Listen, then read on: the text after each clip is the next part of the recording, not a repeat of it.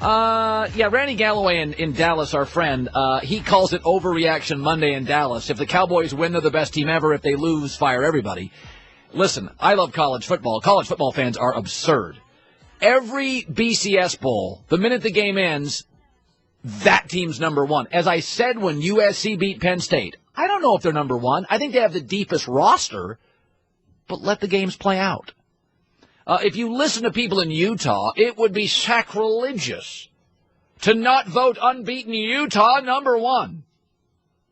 Really? Let's do a little homework. Forget the fact Jim Tressel was quoted as saying, I think they're very good, I wouldn't vote a number one, which I agree with. First of all, Utah looked great. Alabama, that's what happens when you do not respect your opponent. We have said this throughout. And what you'll find is we have been incredibly consistent. What have we been saying all bowl season? Bowl games, other than the championship game, are not a definitive barometer on conferences or teams. The team that takes it more seriously, with more urgency, overwhelmingly wins the games. I'll get to that later. But if you really believe Utah, that won 5 of its 12 games, all the tough ones at home, 5 of its 12 games, by a touchdown or less, struggled with Air Force, struggled at home with an Oregon State team, TCU team. By the way, like both those teams, struggled with Air Force, struggled at New Mexico, 13-10. But if you think they should be number one, then why shouldn't Boise State 2 years ago? Boise State handed Oregon State their worst West Coast loss in a decade. That Boise State team creamed Utah by 33 points in Utah. That Utah team won 8 games. They creamed a Fresno State team that won a bowl game. And they beat an Oklahoma team that's better than the Alabama team Utah beat. If Utah's number one this year, you cannot tell me that Boise State shouldn't get number one votes 2 years ago. They hammered teams. Utah at home slipped by TCU and Oregon State. Very losable games. Almost lost to New Mexico.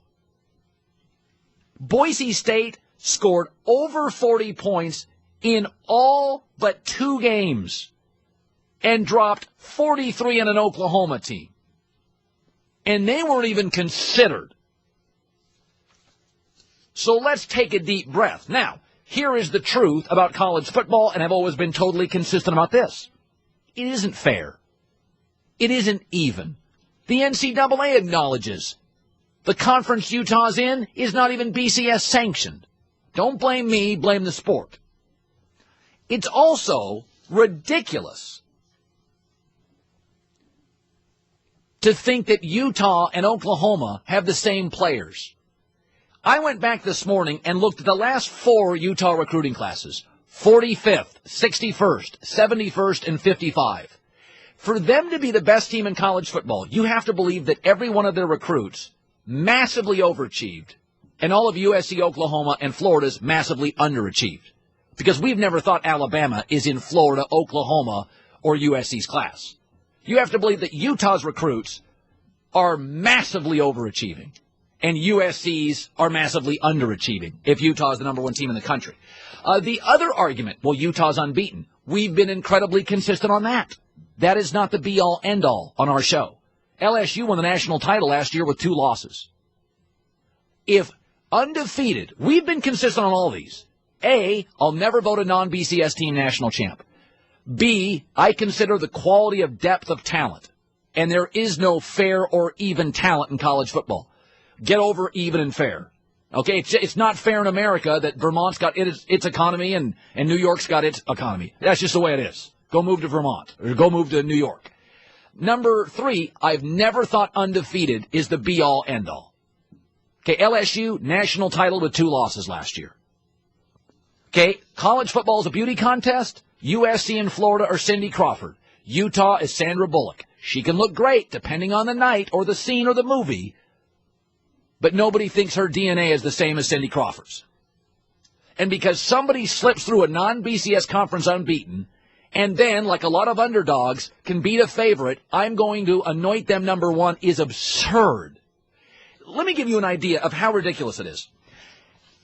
I'm going to take Oklahoma's schedule and Utah's. And by the way, Utah absolutely, in my opinion, has earned the right to be BCS accredited.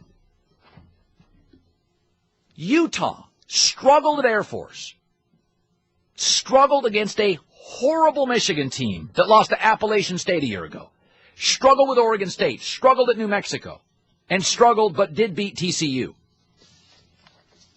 Oklahoma beat the Orange Bowl Cincinnati team by 30. The team at home that Utah struggled with, TCU, Oklahoma beat them by 25. Oklahoma crushed Kansas, a bowl-winning team. Crushed Nebraska by 30, a bowl-winning team. Crushed Texas Tech by 40.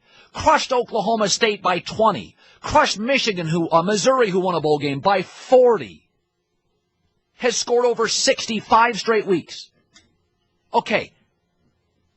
Take away Notre Dame in football and Duke in basketball, and the recruiting classes are overwhelmingly right.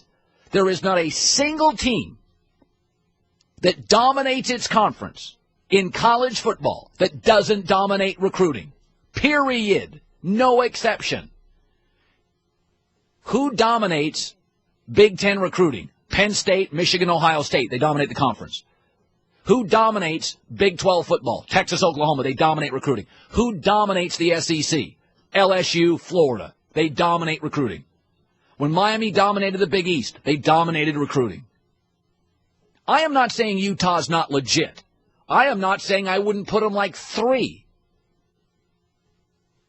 But go grab Oklahoma and Utah, and you really believe